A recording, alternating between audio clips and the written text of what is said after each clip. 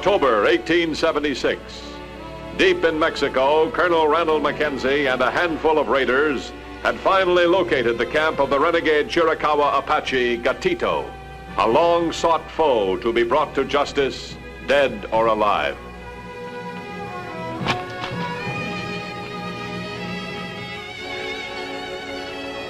Your brother will be mincemeat if he falls off of that ledge. Why didn't you know, Sarge? Old Tobin's part mountain goat. Yeah, I thought something was familiar. And now, Sarge, us Davises are mighty clannish. Spot Gatito's camp? No. Federales. Mexican border guards. Where?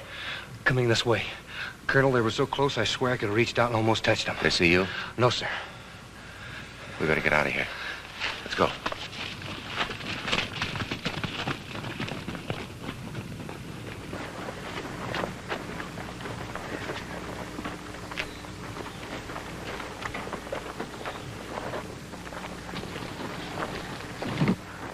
Colonel! My brother!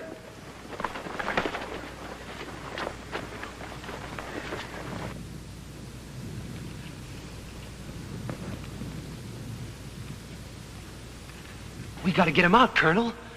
Davis? Davis? I'm all right, sir. We'd better hurry. There's no time. We've got to leave him.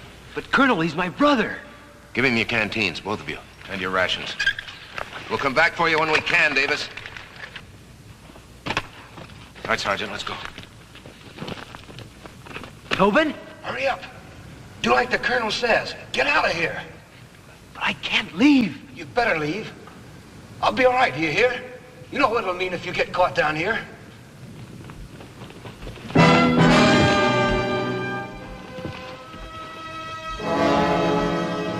Left leg. Easy, Colonel. Let's go.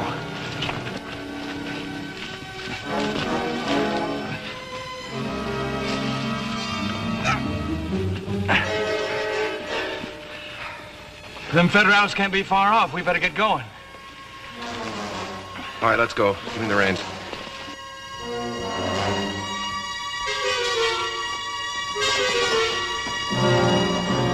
The thing Mackenzie had feared most had happened. A raider had been captured alive below the border, and the Mexican government had demanded a complete and thorough investigation of the circumstances. And by the time I got back to the horses, the Federales had me surrounded, held me for 2 days. If I'd known they're going to bring me back here, I would have told them about Tobin. And have him stand trial, too? Davis, the treaty between Mexico and the United States forbids any soldier from crossing the border. That's why General Gonzalez insisted on this court-martial. Yes, sir. I reckon it's better this way. Tobin's safe, ain't he? He's safe enough at the moment, but you're not. Everything depends on what happens at this court-martial. Well, what do you mean, Colonel? Adam, there are only 23 of us. 23 raiders who know what we've been up to. Everyone else is going to testify against you, according to the way things looked on the surface. That's why this court-martial may reach some pretty false conclusions. Well, now don't you fret, Colonel. I can take care of myself. They're going to tear you apart. More than a few Apaches have tried the same thing. I'm still here. I ain't worried. Davis, this is not a fight with knives and guns. There's more than one way to cut a man. Well, now don't you give it no thought, Colonel. Really, I'm fine. All right, Davis. I hope you remember what you've just said. I hope you remember it when the going gets real tough. A lot depends on you, Davis. The very life of the raiders depends on you. Yes, sir. Trial starts in 1 hour. Good luck.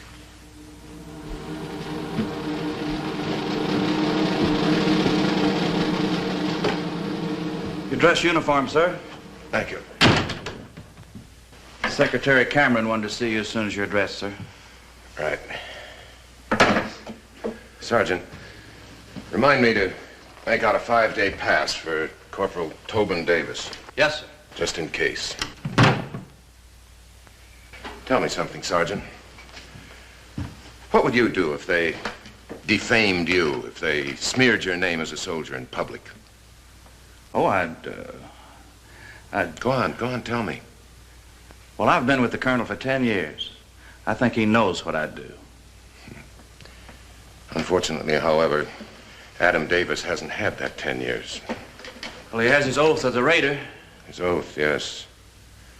An oath, Sergeant, is a calling upon God to witness the truth of something we say. I'm afraid that by the time this trial is over, Corporal Adam Davis may well believe that God has completely deserted him. Colonel, the responsibility for this situation rests entirely upon your shoulders. The government cannot allow it to become a cause of war with Mexico. And if the existence of the raiders becomes known during this trial, you yourself will face court-martial. The president cannot support you. Mr. Secretary, from the moment I received those secret orders from the president, I was aware that something like this could and probably would happen. I'm perfectly willing to take full responsibility. Also, as president of the court, my decision will, of necessity, rest entirely upon the evidence that's presented. I understand that, sir. Good. Did you have a talk with this Corporal Davis? Yes, I did. Of course, you did not tell him that you are under secret orders from the president. As far as he or any other raider knows, these forays across the river are entirely my instigation. Naturally. Colonel, quite a bit depends on the outcome of this trial. Quite a bit, sir. Most important thing being the very existence of the raiders. Exactly. So much good has been done that, well, it would be wrong if this were the end. The president has often told me that the raiders live or die entirely with you, that he would never reactivate them if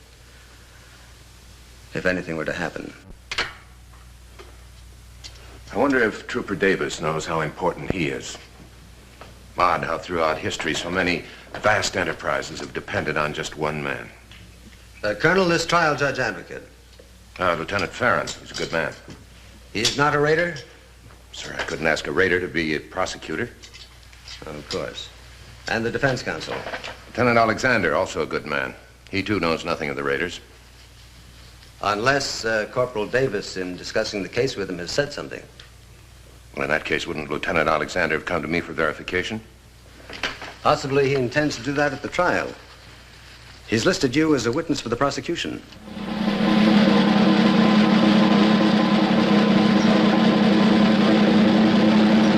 Everyone, please rise.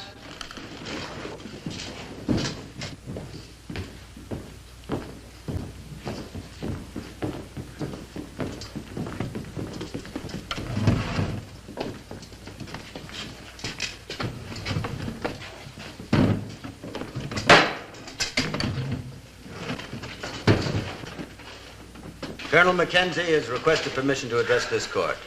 It is hereby granted.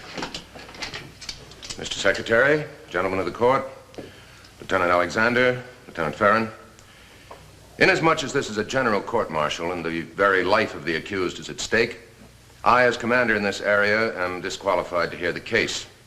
This court will be presided over by the Secretary of War, Mr. James Cameron. His decision and that of the court will be final, subject only to review by the President of the United States. Lieutenant Farron, would you read the charges and specifications to the court? This general court-martial is called to order this 23rd day of October, 1876, to hear the case of Adam Davis, Corporal, 4th United States Cavalry, 25th Regiment. Secretary of War James Cameron presiding. The accusations, to wit, Corporal Adam Davis was discovered illegally under arms and in uniform without proper authority within the confines of the country of Mexico by Federales forces. This action known by the accused to be such as to endanger the peace existing between that country and the United States.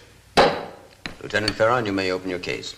Mr. President, officers of the court, in my mind this is clear-cut. But I also believe there is an insidious side to this case, and I intend to prove it. You may proceed. As my first witness, I call Trooper John Smith to the stand. Trooper Smith. Raise your right hand. You swear to tell the truth, the whole truth, nothing but the truth, so help you God? I do. Be seated. Trooper Smith, the accused is billeted in the same quarters as yourself, is he not? That's right, sir. Would you please tell the court exactly what you told me? Well, every once in a while, he Ain't there. Will you explain that? Well, what I mean is we all draw our duty after morning roll call. We all kind of know what everybody else gets. A lot of times Davis draws duty, then he just ain't there. You mean he disappears? You know where he goes? No, sir. A couple times I seen him sneaking into the billet late at night. None of my business. Kind of suspicious, though. Mr. Devon, have you ever had any dealings with the accused? Sure. Like all the other soldiers, he buys tobacco and such like from me. Has he ever sold you anything? Yeah, some silver ornaments. Do you know where these ornaments were made? Objection. The witness couldn't know. Mr. President, with 15 years' experience as a trader on the frontier, I believe he would know. Objection overruled. The witness will answer. Well, it was Mexican silver. I see. Now, Mr. Devon, would you please tell the court just how often the accused brought these items of Mexican silver to your store? Now, one last question. You say you've been trading on the frontier for the last 15 years? That's right. Then you know the Cocopas and the Maricopas. Sure. Would you say that these friendly Texas Indians have a way of working silver similar to the Mexicans? Yes. Could you tell the difference between the two? Well, no, I reckon not. You couldn't. Isn't it true that several other troopers have sold you items similar to those you bought from the accused? Yeah. No more questions. You may step down. Call your next witness. Next witness. I would like to call Colonel Ronald Mackenzie to the stand.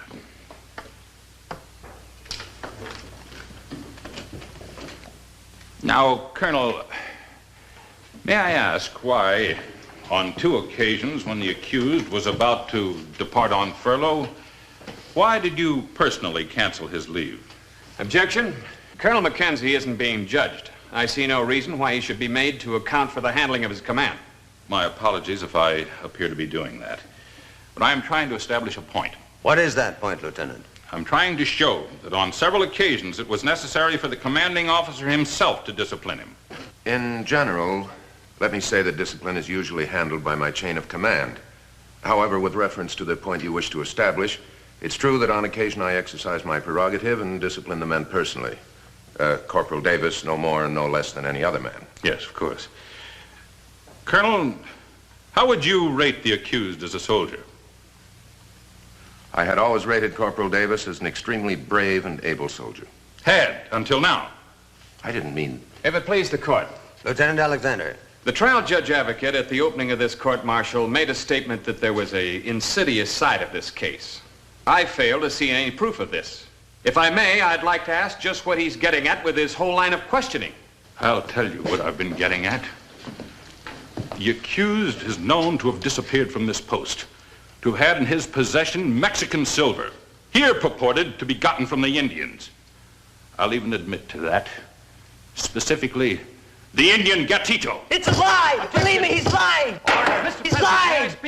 I believe this man has treasonously funneled information to Gatito to assist him in his raid. He's lying! For personal consideration. That's a lie! A lie! Believe me, he's lying! Objection! And that he has selfishly endangered the lives of settlers in this area by bringing on the threat of retaliation from the Mexican government. May I speak, That there is please? only one conviction open to this court. Mr. President! Treason! He's lying! May I speak? No, believe me, he's lying! He's lying!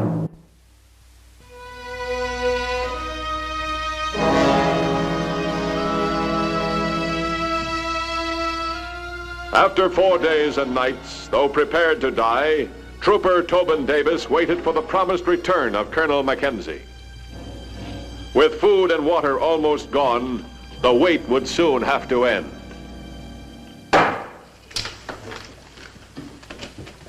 I will remind you all that this is a military court, and you will conduct yourselves accordingly. I sincerely hope that the recess has given everyone time to calm down.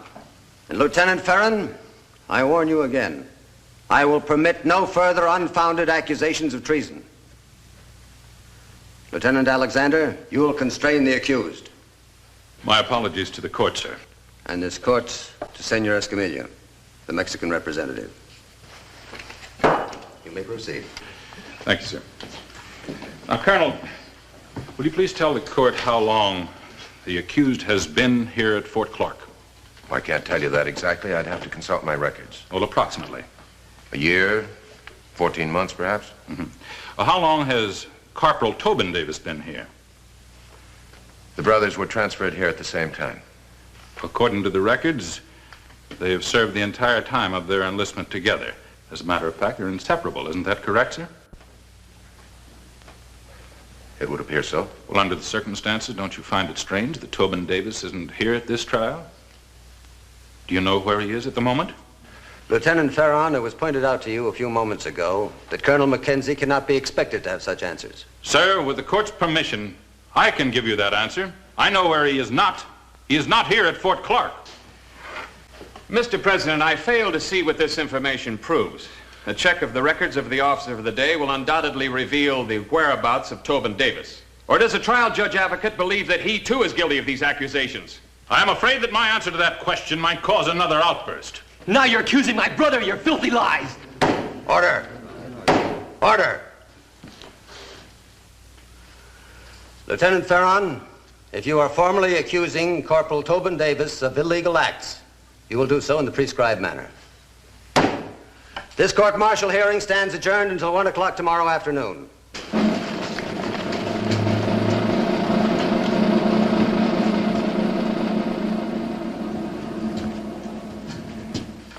Corporal. Corporal. Colonel? I told you it wasn't going to be easy. I know, but Lieutenant Farron's making me out a traitor. And Tobin, too. The lieutenant's only doing his duty as he sees it. But it's not right. Sure, I was across the river. The reason why, I can keep it to myself. But I can't stand... Davis, don't you think I want to deny Lieutenant Farron's accusations? Don't you think I want everybody to know the truth about you? But it can't be that way. Even if your life depended on it, I'd have to keep my mouth shut. It's my duty to keep my mouth shut. Just like it's your duty to take anything that they throw at you on that stand. Duty? Exactly, Adam. Duty. Everything good that we've accomplished in this territory has been accomplished by men who saw their duty and didn't turn their backs on it.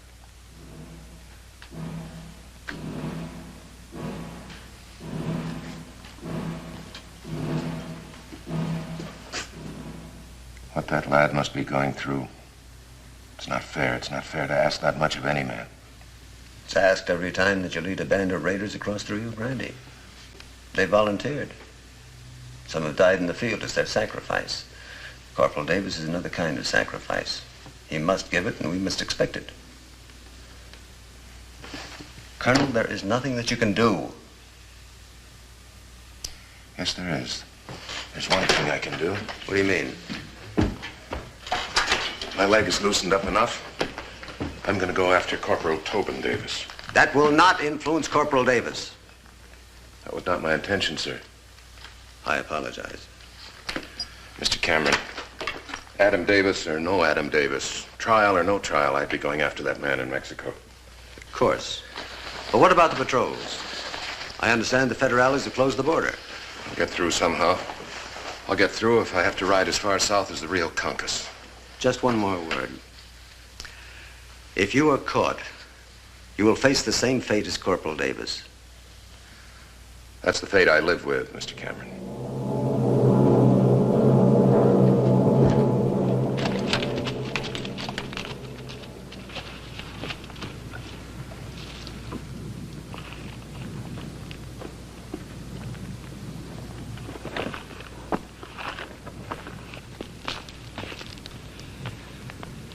Davis. Corporal Davis, can you hear me? Here.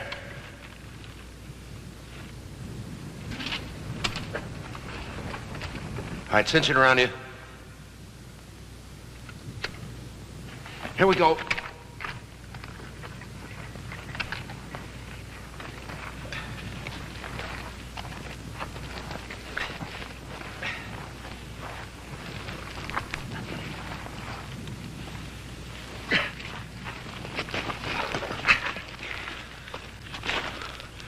Didn't that good-for-nothing brother of mine come with you, Colonel? You and I are due back at the fort.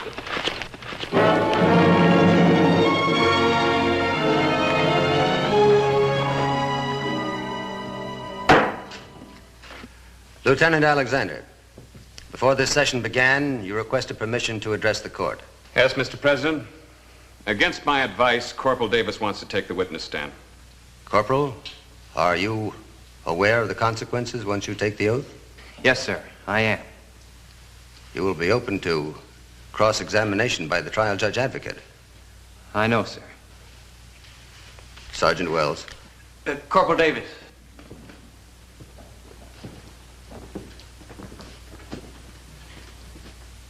Raise your right hand. You swear to tell the truth, the whole truth, nothing but the truth to help you God? I do. Be seated. You may address the board, Corporal.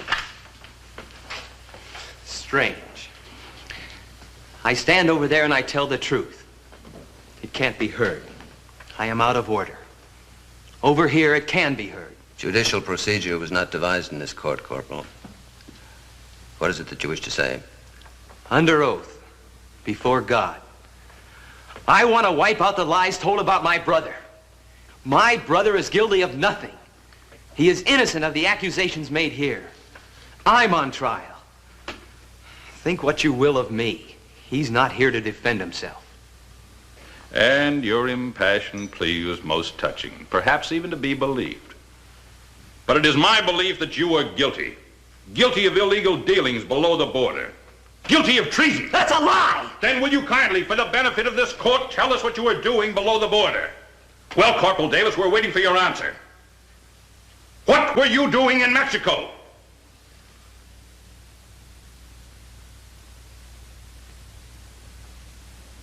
The accused will answer.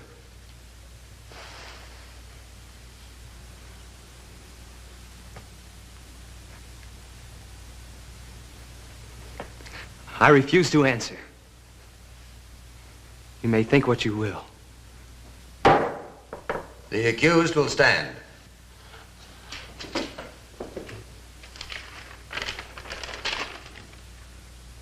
Corporal Adam Davis, of the charges and specifications, you have been found guilty.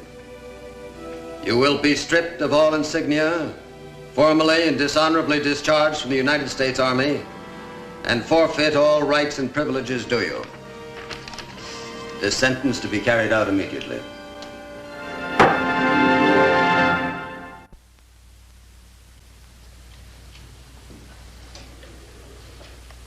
The colonel told me everything. Just so's you're safe. But why, Adam? It's the way it's got to be. Colonel, at the end there, Secretary Cameron, he seemed to know. Did he? I can't answer that, Adam. Yes, sir. I can only tell you this. The ones who count, well, they know. Thank you, Colonel. What now, Adam? Well, I've been in this part of the country for a long time. I guess a homestead. Get a piece of land, work it maybe. If there's ever a need for an unofficial raider, well, I'd be proud.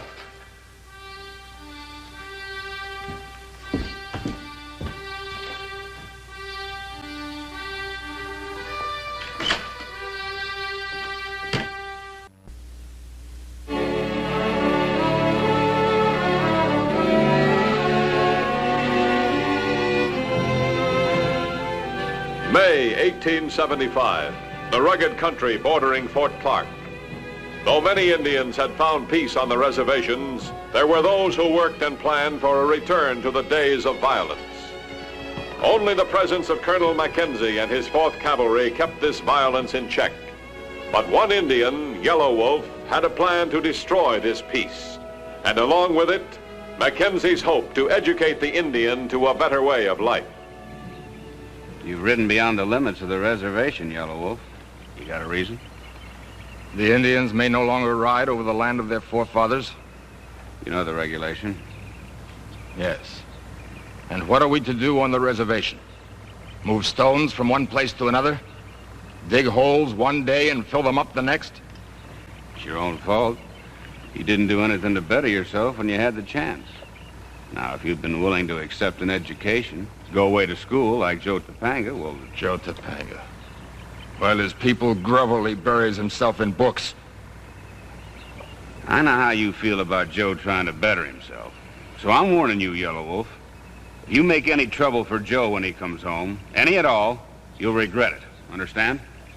The Colonel will make it his business to see that you do. We will make no trouble for him, Sergeant. We will not need to. What do you mean? I mean that you people will do it for us. As soon as Joe returns with his new education and with his new clothes and seeks to find a place for himself in your world.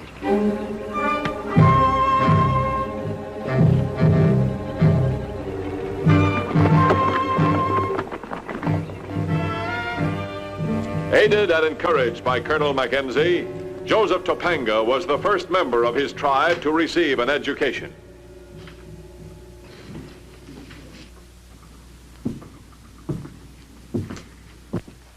Well, I'll be doggone. An Injun in an iron hat. Oh, now I've seen everything. Please, will you tell Colonel Mackenzie that Mr. Joseph Topanga would like to see him? Mr., huh? Mr. Topanga. Sure, I'll tell him. The old man always likes a good joke. Hey, wait a minute. Where are you going? The old man's in that way. Yeah, what's going on out here? Who is this, sir? No one, sir. I mean, nothing, sir. Well, it's Joe Topanga. Joe, you're looking great. I couldn't be happier to see you. Come on in. Come on, I want to hear all about what's happened to you. I want to speak to you later, Corporal.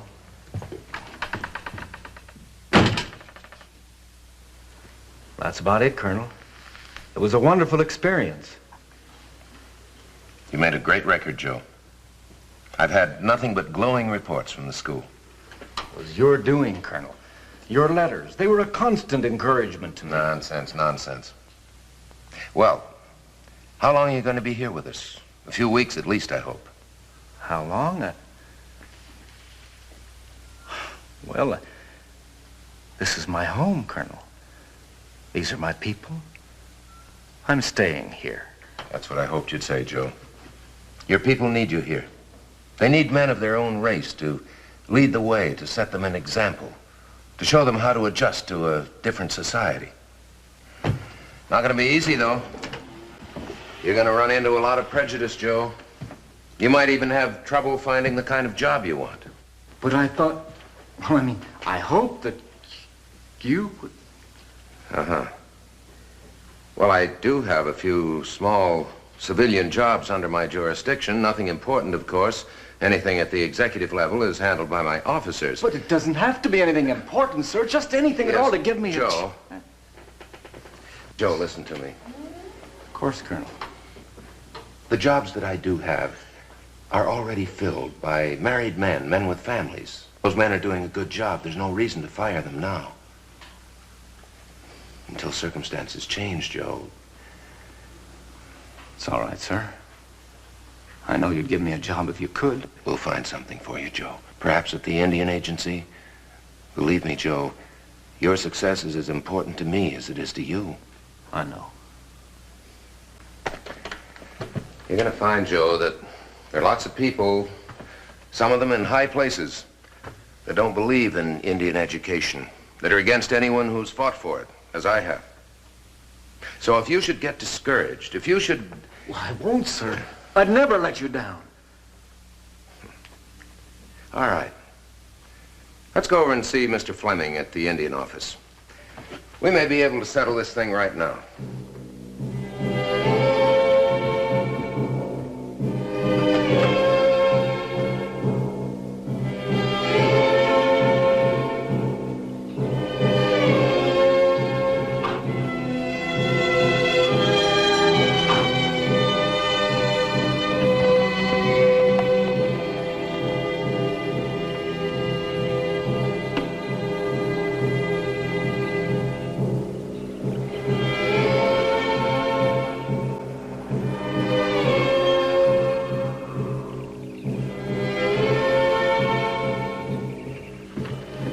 What a fine man our old friend has become. His learning will be worthless to him here. And his fine clothes also. Soon he will pick berries in his hat and forget that he ever wore it. Tell me, Topanga, did you learn in your school how to get back what these soldiers have taken from us? All right, Joe Topanga. Let's go in and see Mr. Fleming. Yellow Wolf, let me say one thing. Don't buy trouble you'll regret.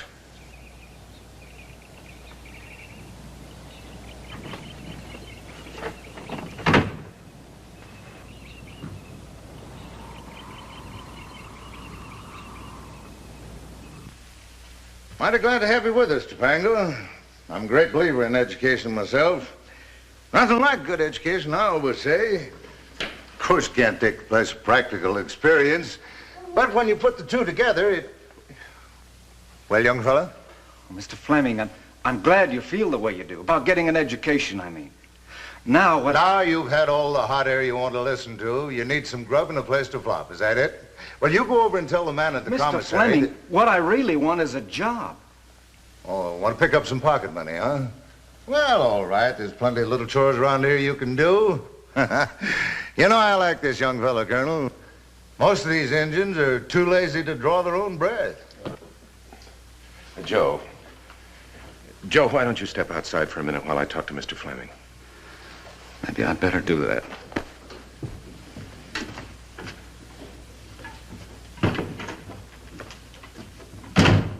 He's a strange one, ain't he? Acts like I rubbed him the wrong way.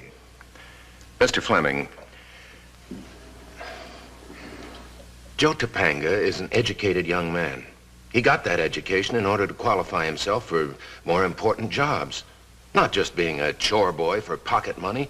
He wants the kind of thing that you or I might have been interested in at his age. But he's an Injun. He wouldn't be interested in the same things we are. Why wouldn't he? Joe Topanga is qualified for the kind of jobs that you have available. And as an Indian agent, you're the logical man to give him one. Will you do it? Well, yeah. Well, I don't know about that, Colonel. It just don't seem quite right somehow. Suppose you let me think on it till morning, Colonel. All right, why don't you do that? And please remember that Joe Topanga represents only one phase of a very big problem. More schooling for Indians depends largely on how he makes out. Well, I'll drop in at your office tomorrow morning, Colonel. Got some business to take care of in town anyway. I'd like very much to borrow some of your new books, Mr. Topanga. Do you happen to have one? Angie! Just a minute, Dad. This minute. Get inside right now.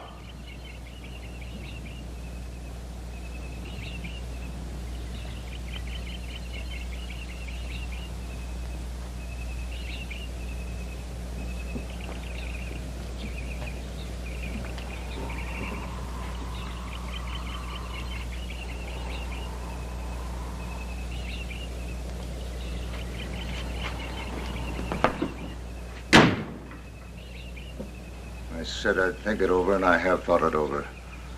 An educated Injun means nothing but trouble. Just because he was courteous to your daughter? That's got nothing to do with it. Just made me feel more the same way I always did. You're his last chance, Mr. Fleming. He gets nothing from me. No more than I'd give any other Injun. All right. I think you're making a mistake. If I am, I'll pay for it. Yes, you probably will, Mr. Fleming. You probably will.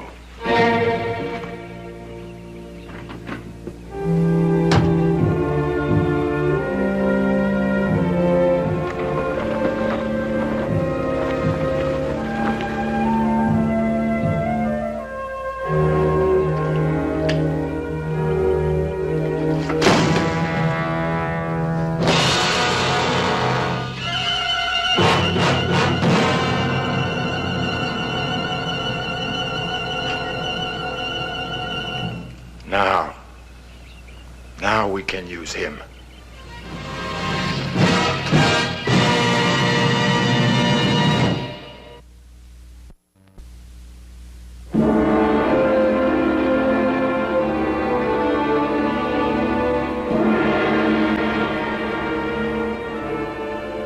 Yellow Wolf had shrewdly guessed that the answer to his plan was Joseph Topanga's mounting frustration.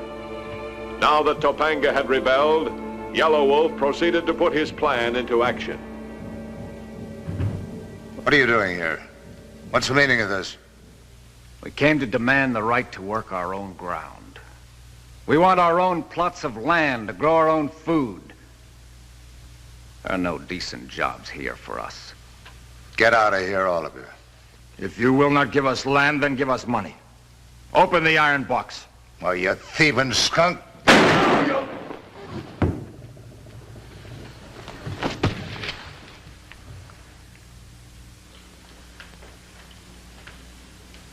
You didn't want land. Only the money. And you killed him for it. You are as guilty as I. At least in her eyes you are. She was at the window.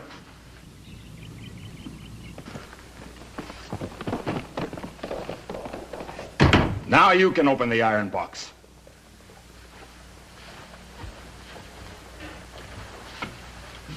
Well, when Mackenzie returns, he will find another dead man here. You, a murderer, killed by my honest friends and I when you tried to escape.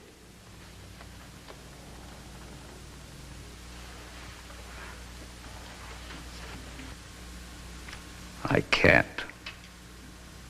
I wouldn't if I could, but I can't. What now, Yellow Wolf? How are we supposed to survive without money? We will make raids into this country, as other outlaw bands have done. Come. And I'm to go with you, I suppose. If you refuse, you will hang. The girl will be back with soldiers. Are you coming to Topanga?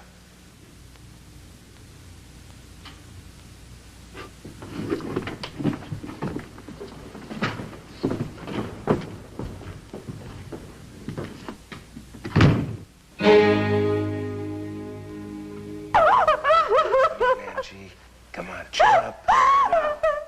Now then. Now listen to me, Angie.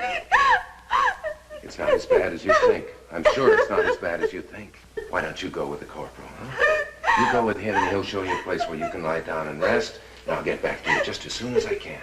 Now try not to worry, huh? Let's go. Good girl now. Sergeant, come here. Yes, sir. Have the doctor meet me at the gates in 5 minutes. Yes, sir. And Sergeant, alert the raiders to stand by. Yes, sir. Raiders, stand by. Raiders, stand by. Stand by, Raider. And you're sure Joe Topanga was with Yellow Wolf? I am. I'm not positive, but I think Joe Topanga tried to stop Yellow Wolf. I don't quite know how to say this, Colonel, but I feel responsible. This might not have happened if I'd been willing to help Joe. Ah, but he's an Indian, remember? I'm sorry, sir. I'm sorry. That wasn't fair. That's more than fair. I deserve more than that. I want to tell you something, Colonel, about why I treated Joe the way I did, why I was so touchy about my daughter. It was kind of a cover-up, a denial of something. I'm part Indian myself. I suspected as much, Mr. Fleming. You were ashamed of it. You were afraid it would hold you back. Didn't need to be that way at all. Something to be proud of. Well, if being an Indian can make you act the way Joe Topanga did... Only one thing can make you act like that. Being a man. Well, I'll keep in touch with you, Mr. Fleming.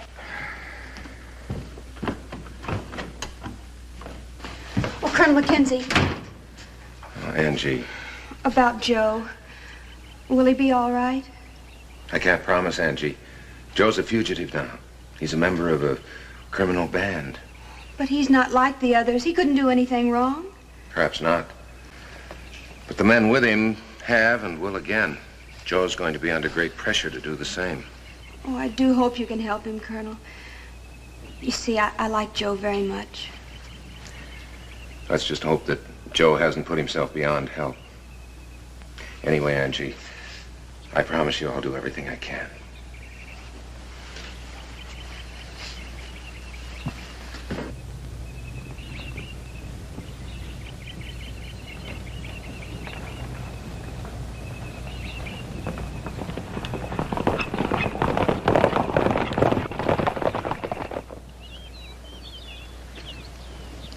You, relieve Chaparro at guard.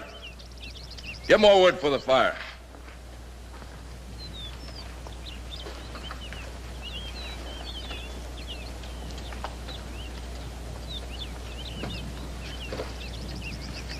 I'm wondering something, Yellow Wolf. If these men are such good friends of yours, why do you boss them around so much? Why don't you ever do any work yourself? I do work. Much harder than they. Constantly I'm thinking. Planning for all of us. You will realize this once we get across the river. They would be no worse off if you planned against them. You've made them into hunted men. Unable to live here in their own country. I've put them on a path of riches and a life of ease. Meanwhile, I've led them to safety. What makes you so sure they are safe? How do you know Mackenzie won't follow you here? You'd best give up, Topanga. You cannot make trouble between me and my friends. Once we get across the river, we will be safe forever from Mackenzie. Mackenzie and 5 men, less than a mile away. We ought to make a run for it. To the river, that would be good. We will find a better place to fight. Come.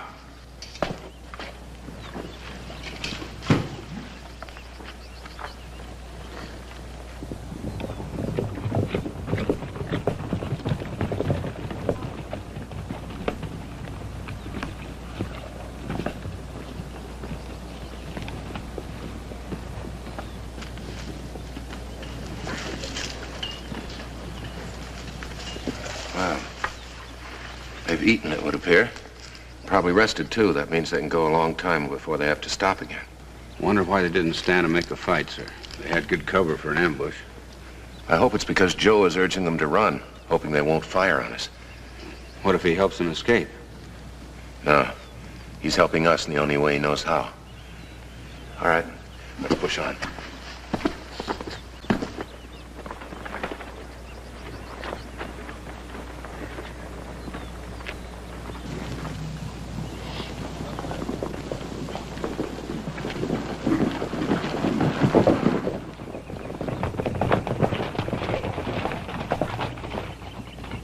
We make a stand.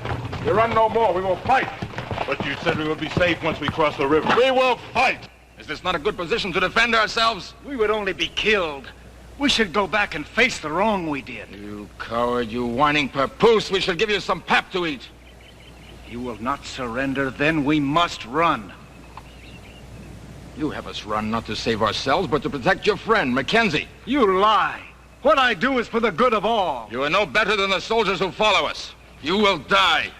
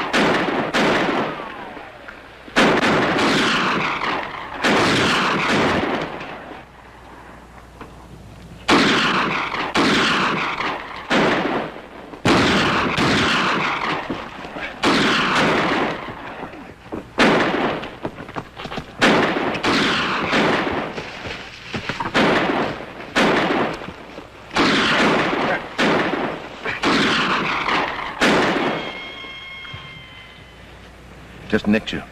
You're gonna be all right. Yes, sir. Thanks to Joe Topanga. What do you mean? He saved my life. I swear he did. He'll be killed if we don't get him out of there. If that happens, we can forget any plans we have for educating more Indians. You rest easy here.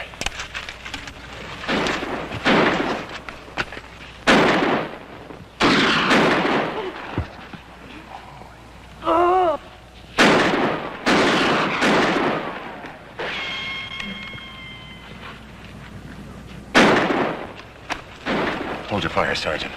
Joe Topanga's pinned down, right in our line of fire. I was trying to pick off Yellow Wolf, sir. We can't do it with Joe where he is. You and the rest of the men take out those Indians. I'll take care of Yellow Wolf myself. Yes, sir.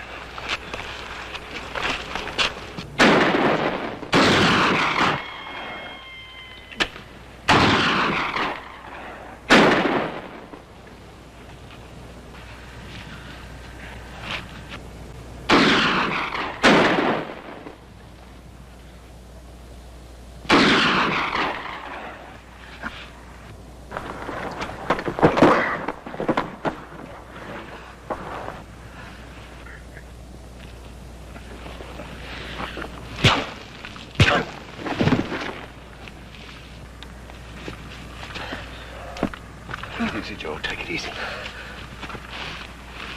Oh, there you are. You're all right? Yes, Colonel.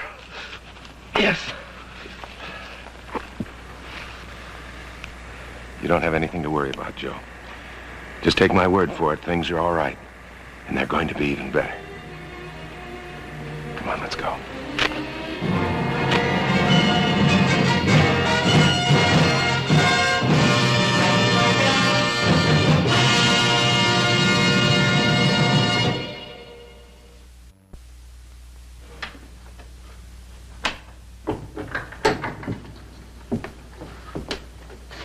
Will you tell Colonel Mackenzie that Mr. Topanga is here?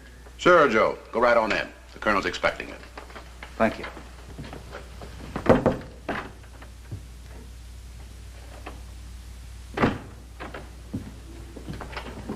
Hello, Joe Topanga. It's good to see you. How does it feel to be a man of responsibility? It feels good, sir. I'm sure it does. I understand we have an engagement for dinner with Angie Fleming and her father. Yes, sir. Joe, take good care of this one. It's a proper hat for Mr. Fleming's new assistant. Thank you, Colonel. Shall we go?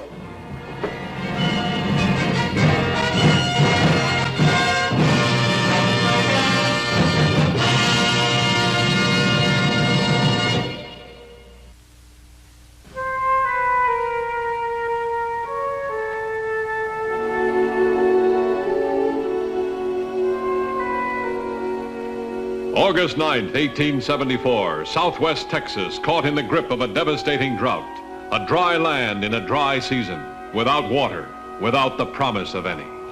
Isn't there something we can do to persuade them to stay, Colonel? Yes, Lieutenant. Get them water. Somehow find them some water. Colonel Mackenzie and his 4th Cavalry had fought hard to make the area safe for settlers. But without water, he would soon be protecting a wasteland. One source of water, fed by an underground river, could solve the plight of the cattlemen. But the water was owned by Edward Beaudine, and it was to him the hard-pressed cattleman came. His term spelled war.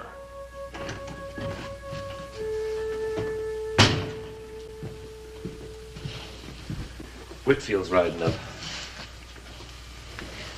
Whitfield. Stay turning. This is the big one, isn't it, Mr. Beaudine? The big one.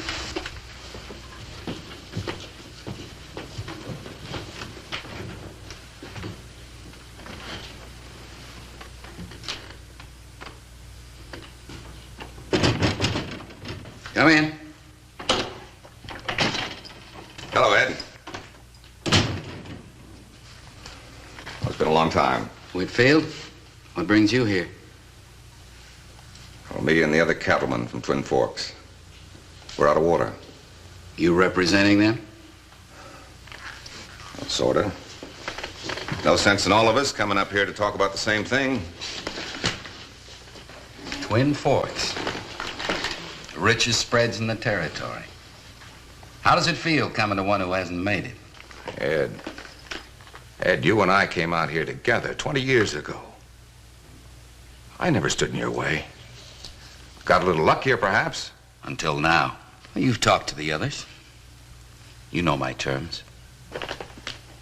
And it is true. Even to me, Ed. To a man who's been your best friend, who introduced you to your wife. Aren't you thinking of yourself right now, not the others, just yourself?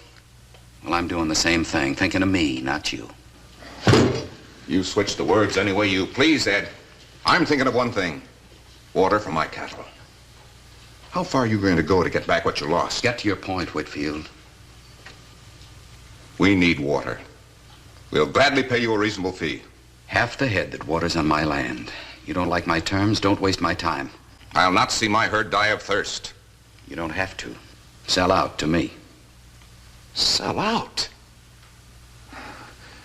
Well, you failed all the way down the line. Don't try to cut me off. You know what I mean. Shutting out the world is one thing. Do you think I'd sell out to you or anybody else? I've been here 20 years come December. I'll be here another 20 if I have to ride over you and your men to get to that water. Is that what the rest of your group is saying? I told you. I represent them. You're not meeting my terms. Never. Then you better get going. This is private property.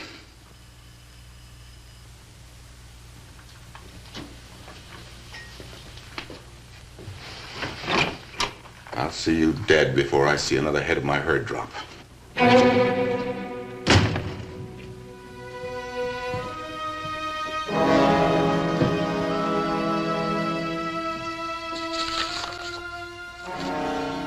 Swenson's come to terms. Make sure you count his herd good. Pick the best heads. And Turley, if anyone tries to get to that water, anyone, you tell the men to shoot them.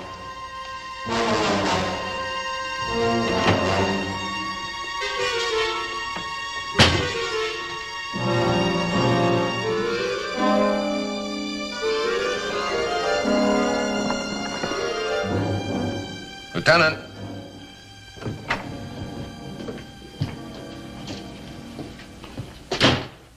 Lieutenant, did you follow up on this?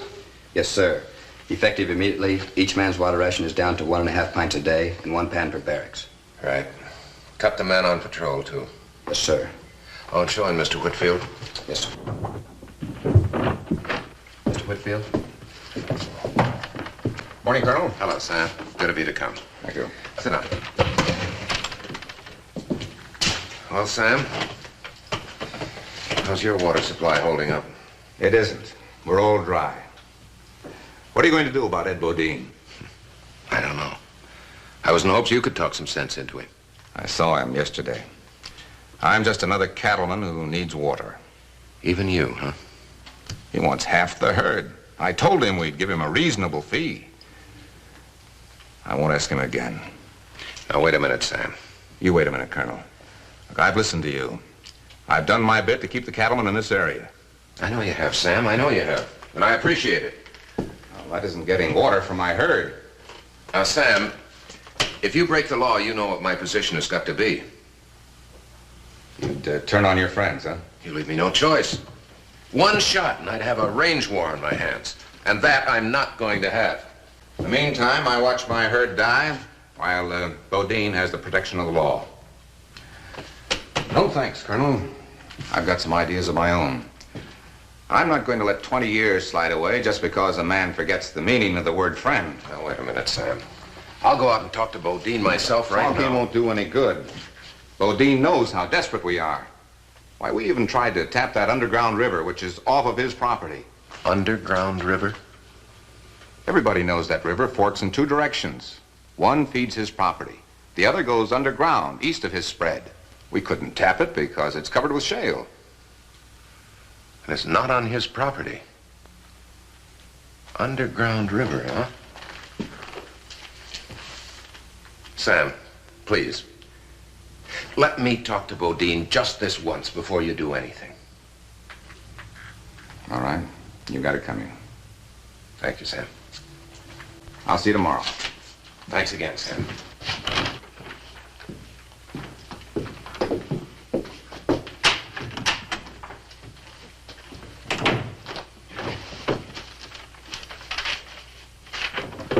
Yeah. A new explosive called dynamite with 50 times the power of black powder will be delivered to all commands within 30 days. It's dated July 2nd, and it's now August 9th. It hasn't arrived yet. It may be on the next supply wagon from Fort Inge on the 12th. Can't wait that long. Dynamite may be exactly what I need to end this drought. Dynamite? Yeah, I saw a demonstration of it once. It's tricky stuff. It should be at Fort Inge by now. Send a buckboard to Fort Inge. Forced ride. Have the men tell the general there that it's an emergency. I need that dynamite immediately. Yes, sir. I'll be over at Beaudine's place.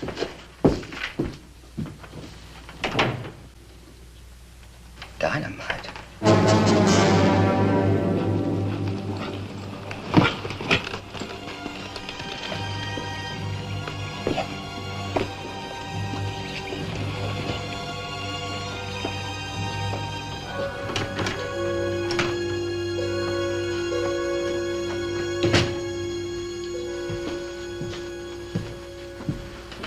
How do you feel, Ed? How should I feel? I'm not sure. I don't know what brings you here, Colonel, but I'm glad it saved me a ride. I want to discuss a little problem with you. Oh? I thought you were the only man in this area that didn't have a problem. Well, I try to take care of them before they happen. Sit down.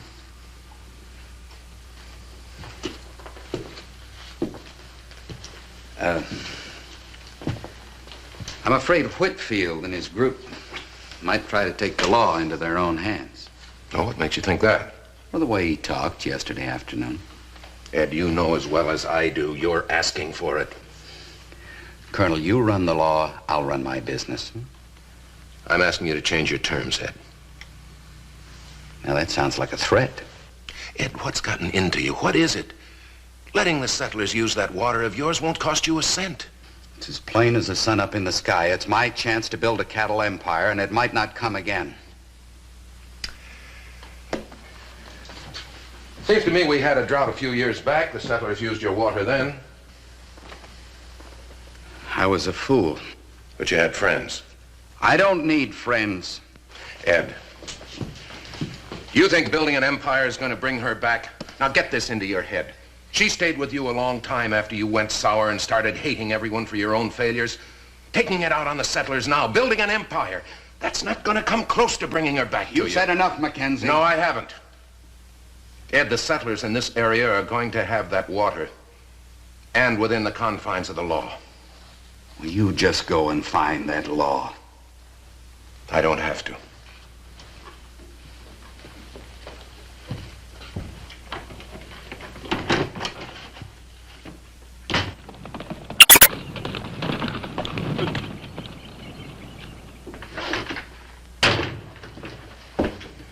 Mr. Whitfield's waiting for you, sir.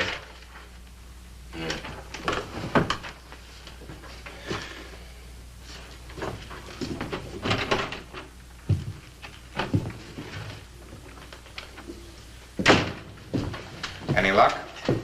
Nope. So long, Colonel. Now, Sam, you two have been friends for 20 years. That ended just now. Sam. Sam, you go after Beaudine. I'll be alongside him. I'd hate to see that. Then why don't you go back to your ranch and wait? What for? Just to hear those cattle moan for water? Sam, you've got a big stake in this area. You break the law and it'll all come tumbling down around you. And if I don't? Same thing happens.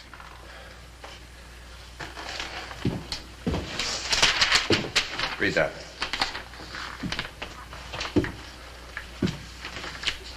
So? Did you see the special uses it can be put to? So what? Someday they find a newfangled way to tap water. Not someday, Sam. Not someday. Today, I intend to end this drought with dynamite. Can you guarantee it'll work? Let's wait and see. Sorry, Colonel. My cattle are thirsty. Sam, just 24 hours. Give me your word you won't do anything for just 24 hours. I'll see you 11 o'clock tomorrow morning.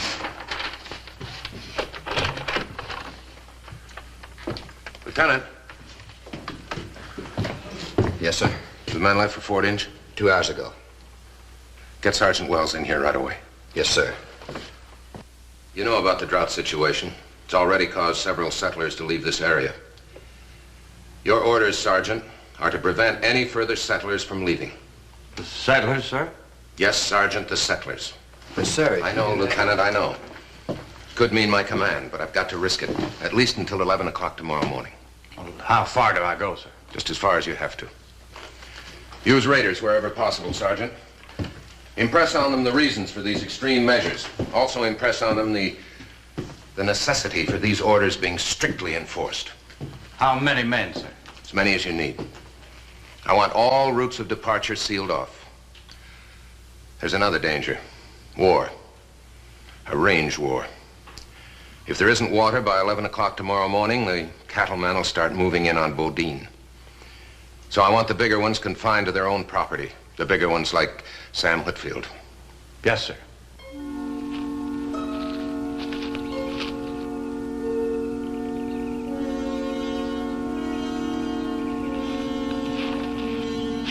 Mackenzie's raiders moved quickly to prevent the settlers from leaving the area.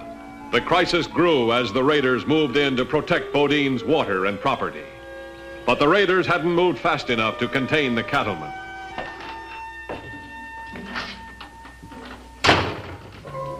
Well, the secrecy, Sam. The others coming?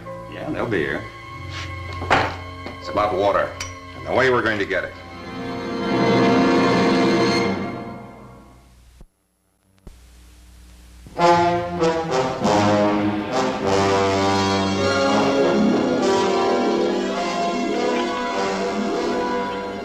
Once Mackenzie had briefed his men on the new explosive, they climbed the mountain above Beaudine's property to locate the water source.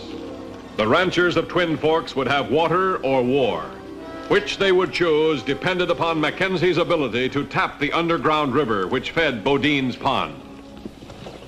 All right, men. Let's start digging. Let me know when you hit shale. One of you start over there. 7-foot intervals. Here, here, here, and here. Let's go. It'll take us a month to hit water with these picks. We don't have to go that far. Only as far as the shale. Then we'll prepare holes for the dynamite. 5 explosions ought to be enough to release the water. If it flows down this way, it'll come in well east of Beaudine's property. Where will it empty to, sir? Twin Forks, I hope. Couldn't be a better place. All right, men. Keep digging. Don't let up till you hit the shale.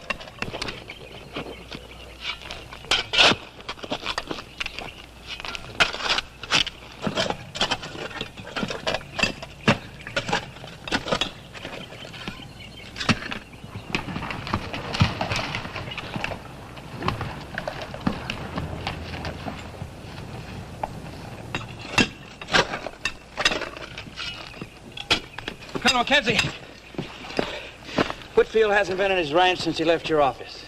What about the others? I still have the men checking. There's 6 ranchers missing besides Whitfield. All right, have your troopers drop everything. Keep looking for those men. They've got to organize somewhere. Get going. But Whitfield gave you 24 hours. He did, and he'll keep his word. But when the 24 hours are up, he'll be ready to move. If that dynamite was at 40-inch, our men ought to be on their way with it by now. I sent our best riders. See if you can pick them up on the trail. Bring the dynamite directly here. Yes, sir. So I gave him my word. 24 hours. But, Sam, even if Mackenzie's explosive doesn't work, why do you think Beaudine hired Turley and those others? Because they're men who are paid to use their guns. But if we get Beaudine, they'll have no argument with us. Might not work out that way. It could mean a range war. Maybe. But it's not our choice. We've got to do something ourselves. Mackenzie's already made it clear where he stands. Either we do it, or we sit and wait for our cattle to die. Mackenzie's got very little time left.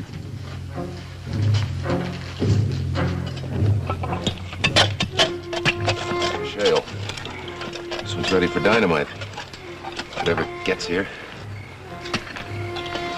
Keep working.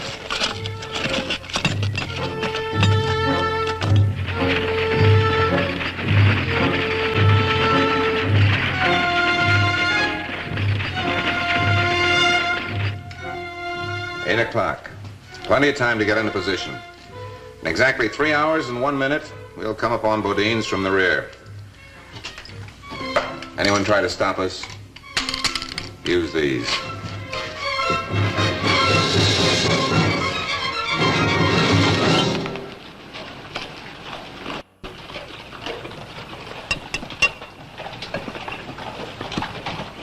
Keep working, men.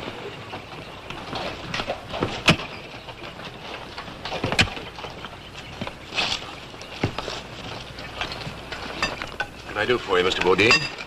I want to know what you're doing up here. Not your property, is it? This is where my water comes from. I got a right to know. I don't know what you're doing to this mountain, but I'm warning you. You got no right to fool with my water supply.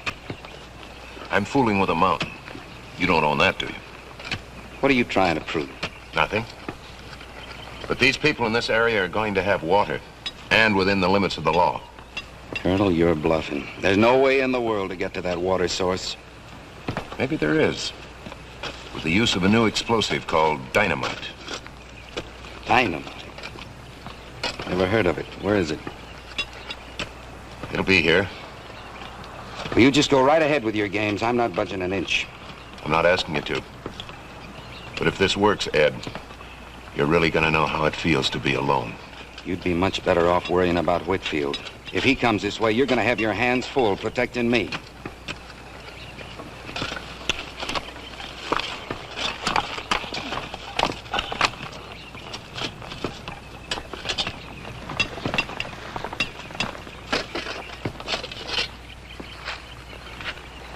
You have this ready? Yep. Tell him to move up slowly. Stay on the edge of Beaudine's property. Sure, we can surprise him. None of us are looking forward to a gun battle. It might have to be that way. 20 minutes. I'll get as close to that house as I can. Colonel? There he is. Colonel? Dynamite!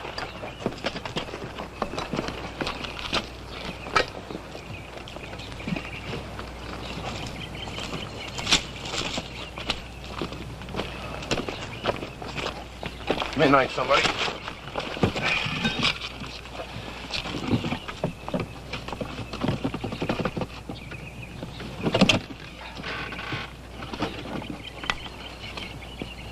New way to make rain.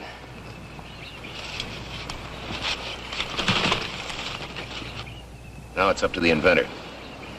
Light them all at once. Ready?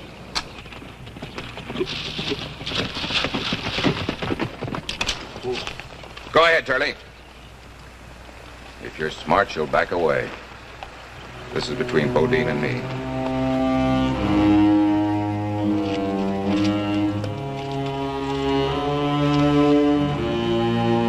You better think twice, Sam. I haven't broken any laws. You've broken more laws than any man I've ever known. I've never killed. That's what you're about to do. What about your wife? Your bitterness gnawed away at her until she had to take your kid and leave. Then you started on yourself until every breathing moment was filled with hate. Now you're trying to spread your disease throughout the whole area, not caring if your friends go under or if people you don't even know die of thirst. And you say you haven't killed. Why shouldn't I take advantage? Nobody ever helped me. You got it wrong. You never let anybody help. You were too busy with your spite of other people's success to even see a friend or the woman who loved you.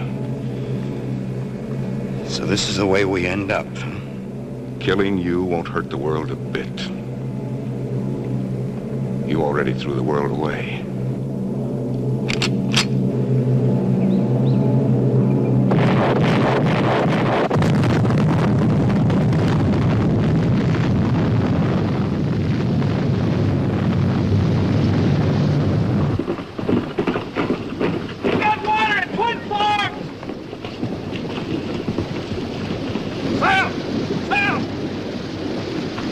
Sam, water.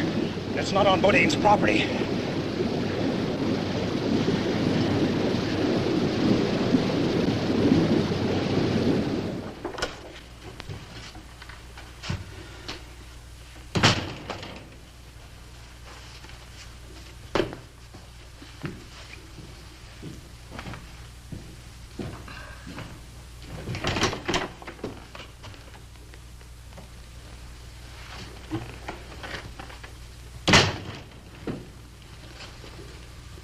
I don't know whether it means anything to you, but you saved my life. I guess I owe you a favor. I guess you do at that. And I think I'd like to collect on it, too. What can I do for you or for anybody else? There's a stage leaving for the east tomorrow. Be on it. You've got a wife and a child back there. And I'll bet they're waiting for you.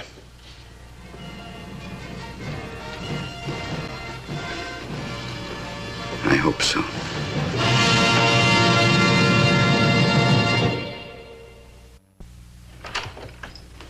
Colonel, I want to thank you. I came mighty close to doing a foolish thing. No thanks necessary, Sam. When you're making your prayers, though, you might just thank the Lord that nobody was killed. Yeah, I will. I guess we don't have to worry about Beaudine anymore. Well, I'm not too sure. He's on his way back to Kansas City. I should imagine he and his family will be coming back out here and trying to make a fresh start. I'd like you to give him a break, Sam. Me? Give the... Oh, no, wait a minute, Sam. Wait a minute. You know, you came awfully close to being a killer yourself. Yeah. Yeah, I did. All right, Colonel, I'll try. That's all I ask. Thanks again, Sam.